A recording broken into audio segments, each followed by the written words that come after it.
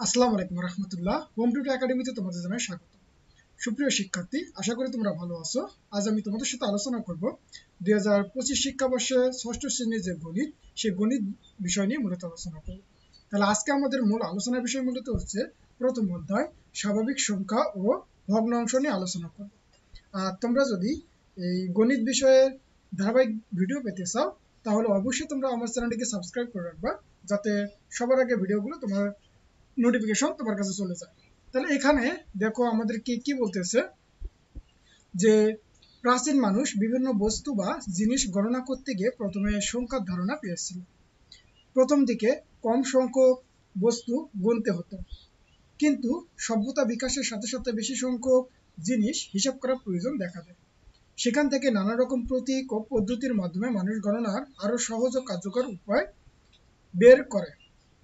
যেহেতু এই সংখ্যাগুলো গণনার প্রয়োজনেই সৃষ্টি হয়েছিল, তাই এদেরকে গণনাকারী বা স্বাভাবিক সংখ্যা বা ন্যাচারাল নাম্বারও বলা হয়।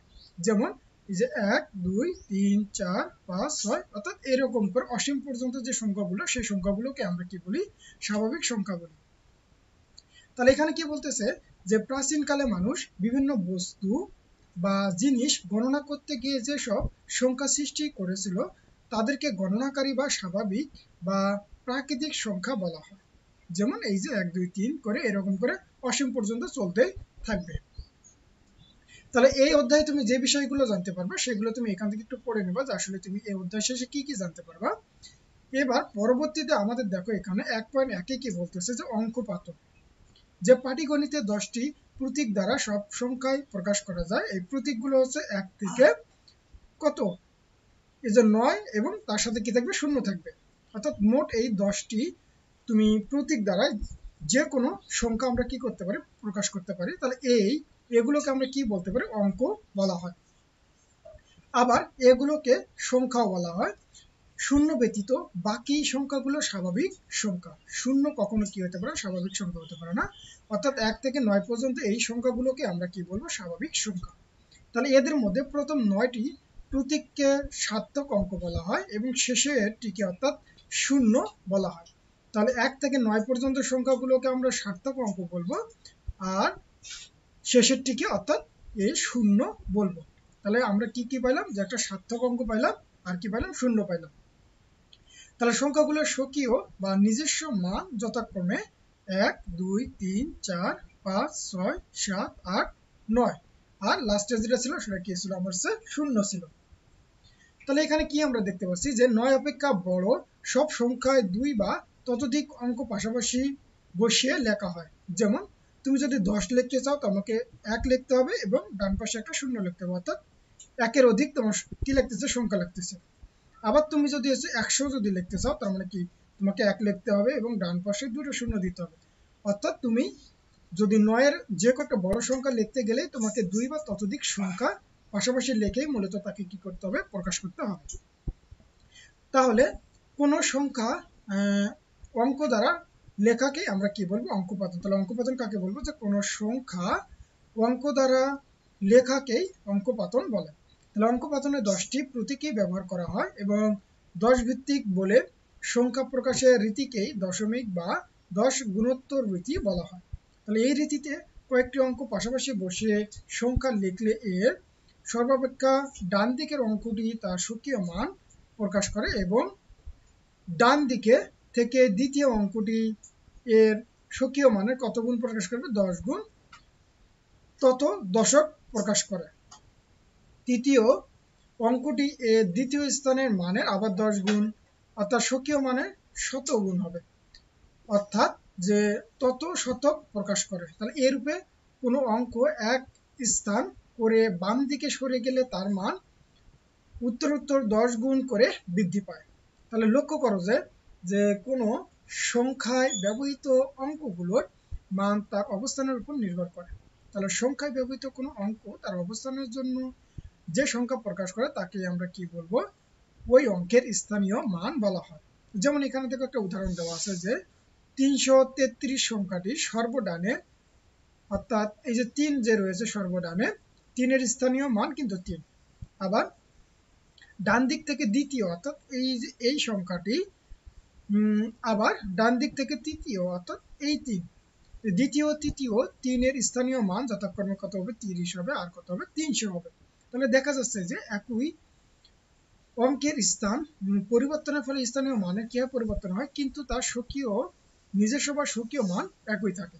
যেমন আমরা 333-কে লিখতে পারবো কি, যে যেহেতু আমার হচ্ছে এই যে সর্বজে ডানে যে 3 আছে, এই 3ই থাকবে, তার সামনে যেটা থাকবে তাকে আমাকে কত দ্বারা দিতে হবে 10 দ্বারা, এবং তার সামনে যেটা আছে সেটাকে মূলত হচ্ছে আমাকে 100 দ্বারা কি করতে হবে, গুণ করতে হবে।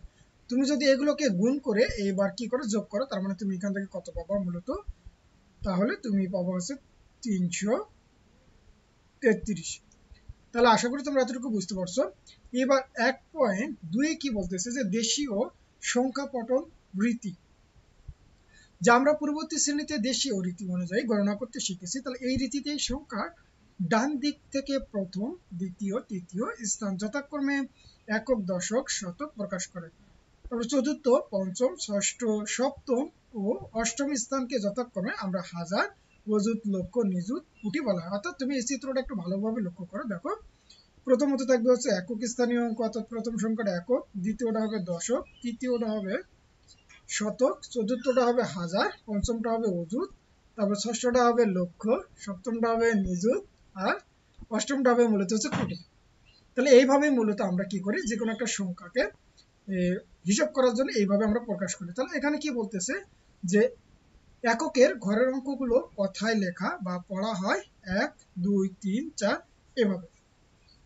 কিছু 2 অঙ্কের সংখ্যাগুলো বিশেষ বিশেষ নাম রয়েছে, যেমন হচ্ছে এই যে 25, তারপর হচ্ছে কত 38, তারপর কত 71, অর্থাৎ এইভাবে আমরা লিখতে পারি।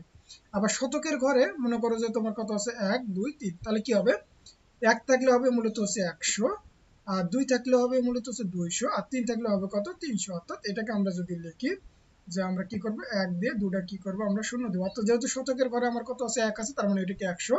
ঠিক একইভাবে আমরা 200 কে প্রকাশ করতে পারি যে 200, তার মানে এটা কি হবে আমার হচ্ছে 200। ঠিক একইভাবে আমরা 300 কেও লিখতে পারবো কি, যে 3, অর্থাৎ শতকের ঘরে 3 দেব আর বাকি দুটো কি করব শূন্য দেব। তাহলে এইভাবে আমরা যে কোনো সংখ্যাকে কি করতে পারি শতক আকারে প্রকাশ করতে পারি। তাহলে এবার হাজারের ঘরের অঙ্কগুলোকে শতকের ঘরের মতো করে পড়তে হয়, যেমন 5000, 7000 ইত্যাদি। তাহলে অযুতের ঘরের অঙ্কগুলোকে অযুত হিসেবে পড়া হয় না। অযুত ও হাজার ঘর মিলিয়ে যত হাজার হয় তত হাজার পড়া হয়। যেমন অযুতের ঘরে যদি 7 এবং হাজারের ঘরে যদি 5 হয়, তাহলে দুইটি সংখ্যাকে আমরা একত্রিত করলে আমরা কত পাবো 7, আর হচ্ছে কত পাবো 5, অর্থাৎ আমরা এটাকে কি করবো যে 75,000 হিসেবে পড়বো। তাহলে আশা করি তোমরা এতটুকু বুঝতে পারছো। তাহলে 75,000, তাহলে 75,000 এইভাবে আমরা খুব সহজে কি করতে পারবো পড়তে পারবো। এবার তারপরে আমরা যদি নিচে আসি, দেখো এখানে কি বলতেছে যে নিযুত ও লক্ষের ঘর মিলিয়ে যত লক্ষ হয় তত লক্ষ হিসেবে পড়া হয়। যেমন নিযুতের ঘরে যদি থাকে 8 এবং লক্ষের ঘরে যদি থাকে 3, তার মানে আমরা দুটি সংখ্যাকে মিলিয়ে আমরা কি লিখতে পারবো, এটাকে 83 লক্ষ পড়া হয়। তারপরে কোটি ঘরের অঙ্ককে কোটি বলেই পড়া হয়। এবার কোটির ঘরের বাম দিকে সব ঘরের অঙ্কগুলোকে কোটির ঘরের সাথে মিলিয়ে যত কোটি হয় তত কোটি পড়া হয়। এবার আমরা 4 বা ততোধিক অঙ্ক লিখিত সংখ্যা সহজে ও শুদ্ধভাবে পড়ার জন্য আমরা কি ব্যবহার করি, কমা ব্যবহার করা হয়। এই ক্ষেত্রে যে কোনো সংখ্যার ডান দিক থেকে 3 অঙ্ক পরে একটি কমা এবং এরপর 2 অঙ্ক করে পরপর আমরা কমা ব্যবহার করব। অর্থাৎ যে কোনো একটা সংখ্যা দেওয়া থাকলে প্রথমত আমরা হচ্ছে কি করব 3 অঙ্ক আগে একটা কমা দেব, অর্থাৎ এইখানে 3 অঙ্কের আগে, তারপরে যতগুলো কমা দেব সবগুলো হচ্ছে 2 অঙ্কে পরপর করে একটা করে কি দেবো কমা দেবো। দেখো এইটাকে এইভাবে কমা আকারে প্রকাশ করা যায়, যে সংখ্যাটি ডান দিক থেকে 3 ঘর পরে কমা, এরপর 2 ঘর পর কমা বসালে আমরা সংখ্যাটি এটা পাই। তাহলে আশা করি তোমরা এতটুকু বুঝতে পারছো যে কিভাবে আমরা একটা সংখ্যাকে কমা ব্যবহার করতে পারি। এবার দেখো উদাহরণ 2 কি বলতেছে আমাদের, যে 7,05,90,007। তাহলে এই সংখ্যাটাকে আমরা কিভাবে লিখতে পারি। তাহলে এই যে দেখো 7 আমার হচ্ছে একক স্থানীয় অঙ্ক থাকবে, তারপরে 90,000, তার মানে কি আমাকে এই যে অযুতের ঘরে কত দিব আমি হচ্ছে 9 দিব আর হাজারের ঘরে 0 দিব, তার মানে কত হয়ে গেল আমার হচ্ছে 90,000। আর বাকি যেগুলো থাকবে এগুলোকে 0 দ্বারা ফিল আপ করতে হবে।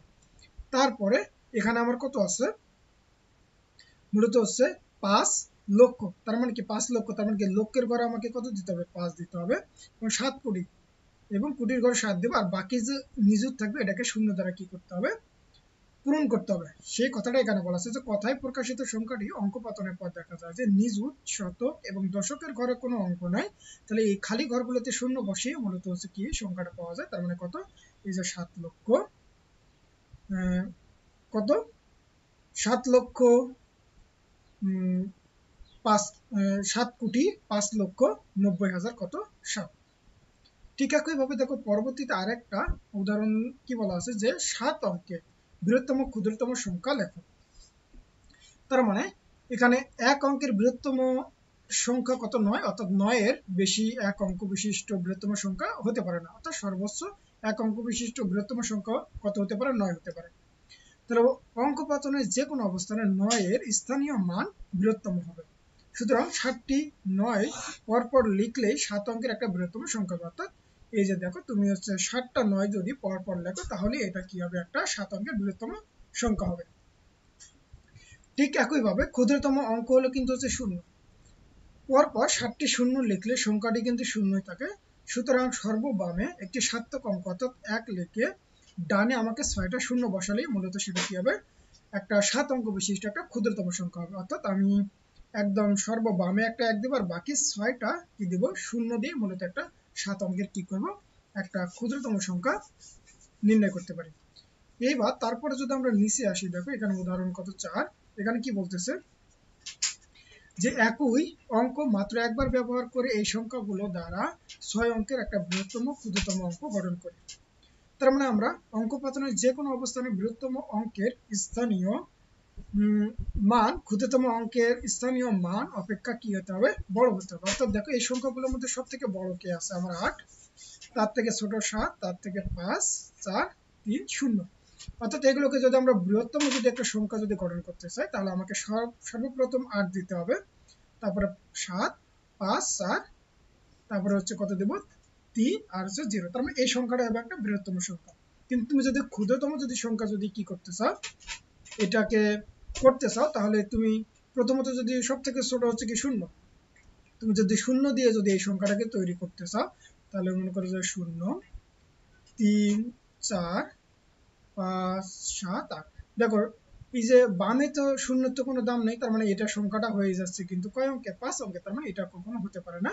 তার মানে এই সংখ্যাটাকে তুমি যদি ক্ষুদ্রতম করতে চাও তাহলে প্রথমত একটা সার্থক দিতে হবে, কত 3, তারপর হচ্ছে 0, আর বাকিগুলো তুমি সেম ভাবে লিখতে পারো 4, 5, 8, 7। দেখো সেই কথাটাই বলা আছে যে সংখ্যাটি ছোট থেকে বড় ক্রমে অঙ্ক পাতন করলেই ক্ষুদ্রতম সংখ্যাটি পাওয়া যাবে, কিন্তু সর্ববামে 0 বসালে সংখ্যাটি অর্থবোধক 6 অঙ্কের সংখ্যা না হয়ে একটা 5 অঙ্কের হবে। অতএব 0 বাদে ক্ষুদ্রতম অঙ্কটি সর্ববামে লিখে 0 সহ অন্যান্য অঙ্কগুলো ছোট থেকে বড় ক্রমে লিখলেই মূলত আমরা ক্ষুদ্রতম সংখ্যাটি পাবো। তার মানে সেটা কত হবে, এই যে দেখো 3, 0, 4, 5, 7, 8। তাহলে আশা করি তোমরা এতটুকু বুঝতে পারছো। এবার তারপরে আমাদের হচ্ছে মূলত কি, আমরা দেশীয় পদ্ধতিতে আমরা গণনা শিখলাম, এবার আমরা হচ্ছে আন্তর্জাতিক পদ্ধতিতে গণনা করা শিখব। তাহলে এই পদ্ধতিতে একক থেকে বিলিয়ন পর্যন্ত এই অঙ্কগুলো নিচের নিয়মে পরপর এইভাবে সাজানো হয়। অর্থাৎ তোমাকে এখানে কি হবে, একক, তারপরে দশক, তারপরে শতক, তারপরে হাজার থাকবে, তারপরে হচ্ছে মিলিয়ন, তারপরে হচ্ছে কি মিলিয়ন থাকবে, তারপরে হচ্ছে মূলত হচ্ছে বিলিয়ন থাকবে। অর্থাৎ এখানে কিন্তু দেখো যে অযুত বা হচ্ছে লক্ষ এগুলো বা কোটি এগুলো কিছুই নেই, তার মানে এটা হচ্ছে আন্তর্জাতিক গণনা পদ্ধতি। তার মানে এখানে হাজারের পরে কি থাকবে, মিলিয়ন থাকবে, আর কি থাকবে, বিলিয়ন থাকবে। তাহলে এই পদ্ধতিতে আমরা এটাকে কি বলতে পারি যে 111 বিলিয়ন, 111 মিলিয়ন, 111,000, 100, তোমরা 110 কত হবে, 1 হবে। অর্থাৎ এইভাবে আমরা এই সংখ্যাগুলোকে পড়ি। দেখো এখানে যদি একটা উদাহরণ দেওয়া আছে কি, যে এখানে হচ্ছে দেশীয় আন্তর্জাতিক গণনা রীতির পারস্পরিক কি সম্পর্ক রয়েছে। এই সম্পর্কটা তোমরা এখান থেকে একটু দেখে নেবা, তাহলে বুঝতে পারবা। তোমাদের একটু এতটুকু একটু মনে রাখতে হবে যে আসলে 1 মিলিয়ন সমান কত, আমরা হচ্ছে জানি 10 লক্ষ, আর 1 বিলিয়ন সমান কত, মূলত হচ্ছে 100 কোটি। তাহলে এখানে দেখো উদাহরণ 5-এ আমাদের কি বলতেছে যে আন্তর্জাতিক পদ্ধতিতে এই সংখ্যাটাকে কি করতে হবে,